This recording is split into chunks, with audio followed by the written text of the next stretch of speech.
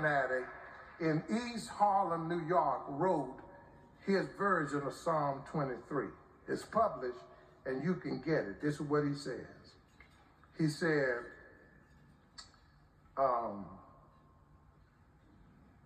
Heroin is my shepherd. I shall not want. It makes me lie down in gutters. It leads me beside still madness. It is destroying my soul. It leads me in the paths of hell for its name's sake. Yea, though I walk through the valley of the shadow of death, I will fear no evil, for heroin is with me. Thou art with me, my syringe and my spike shall comfort me. Thou put me to shame in the presence of mine enemies. Thou anoint my head with madness. My cup runs over with sorrow. Surely hate and evil will follow me all the days of my life, and I will dwell in the house of misery and disgrace forever. What an awful caricature of Psalm 23.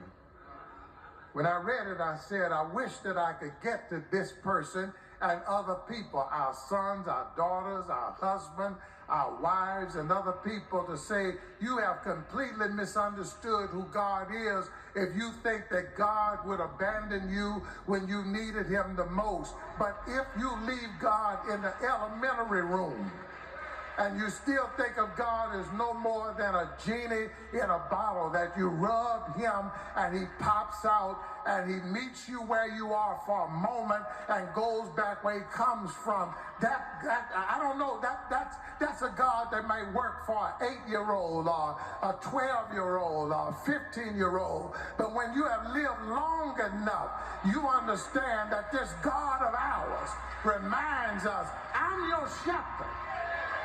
I'm your shepherd. Isn't that what Psalm 46 lends itself to us? Be still and know that I am God. Isn't that what Psalm 23 means when the psalmist says that this shepherd of ours, he leads and guides me by the still waters. He puts me in a place not of running waters, but in a quiet, still pasture land, not from water that could drown me, but he puts me around water. It may be raging around me, but he gives me a pool of still water.